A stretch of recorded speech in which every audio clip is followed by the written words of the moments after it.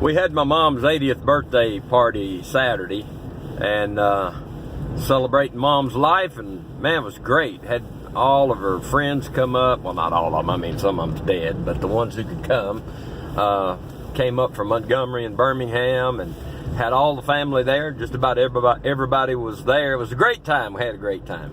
But it got me to thinking. We were giving testimonies about mom, and you know, I look back at life, and you know, I'm not bitter. No problem, man. It's great. I got a great life. Had a great life. It's always been good. Even when I messed up, it was good. But Dad went in the Navy, was an aviation electronics technician on the Saratoga, and then when he got out, he got a great job with Brown Engineering in Huntsville. And we lived on Blue Springs Road, where Stringfield dead ends of Blue Springs Road, right there to the left, the house to the left, straight across there. We lived there for a while. Then when Brown Engineering opened up their Lewisburg plant, we moved to Lewisburg, and Dad was a project manager of something up there, and Mom was his secretary. We had a great life. We had a great life. We had a great home. We had my brothers and I, we had it made. And then Dad met somebody. I probably won't say his name. His name's Bob. But he met a guy named Bob, and Bob talked him into going into sales. He said, you know, you're a great salesman. You'd be a great salesman. And so the attraction of not having to punch a clock, in fact, that's what Dad told my mom. He said, I'll never punch a clock again. And so he started selling. I think they went into business, and he was selling stock in Diversico, and I'd go with him. It was the early days of putting in car washes, when they had the automatic car washes. They were just coming out, and I would go with him, and we went out of town and stayed in motels and put car washes in. And I don't know all of what went on, but that business folded. And then he got a job selling, I know he's selling cemetery lots. I don't know if he sold insurance or not. But they ended up divorced. My parents ended up divorced, and he ended up living with his brother in Birmingham, and he got killed. He was critically injured in a car accident, and then died a few days later.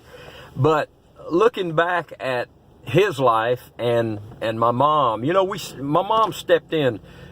She had to provide for us.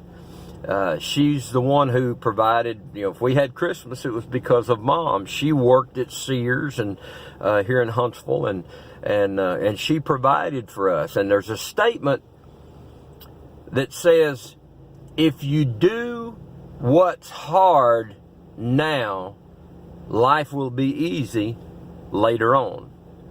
But if you do what's easy now, life will be hard later on. And Dad, bless his heart, he succumbed to the temptation of doing what was easy. He wouldn't sell. He would do enough just to get by. And the bill collectors couldn't get him because he was on the road, you know, years before cell phones. And so he's on the road.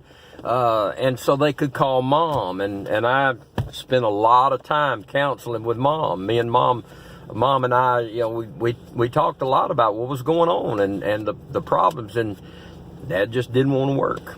He just didn't want to work. And you know, it was embarrassing. But we got evicted from our house in Birmingham. I told that Saturday, and some of the family didn't know about it. And, you know, there's a lot of other things that went on. We got evicted from our house in Madison. We lost it too. And, you know, so just Dad didn't want to work. He got comfortable. And, I mean, you know, he's a nice guy, great guy, you know, just, he just didn't want to work.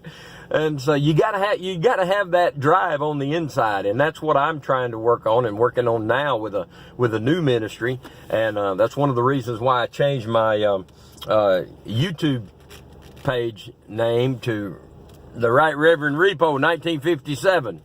I got some things that I'm writing down and some things that I want to see happen, but don't settle for less than your best. You know, don't get comfortable. You could do some great things. You could really do some great things, but you're selling yourself short if you're not doing your best. You know that man is the only person, the only entity, the only thing in the world that can settle for less than their best. You know, a tree, it'll grow until it dies. You know, animals, they do their best. That's the best they can do. But we'll settle for less. We'll get comfortable, and we sit back and we just, well, I call it, and I think Warren Buffett calls it, sleepwalk through life. We, you know, grow up, get out of high school, find a job, and then just, you know, kind of exist. Don't do that. You're special. God made you for a reason. He made you for something extraordinary, and you need to find it, and you need to do it. But don't settle for less than what you could be, because you could really be something for God. You could really make a difference in this world if you just apply yourself.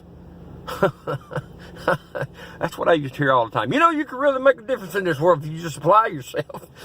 Don Stowe told me one time, he said, I was leading the choir at Bethel, and he said, you know, you can really do something for God if you take all that craziness and use it for the Lord. I said, well, okay, I'll try it. So I did, and it was, and it is, and it's good. Say amen right there.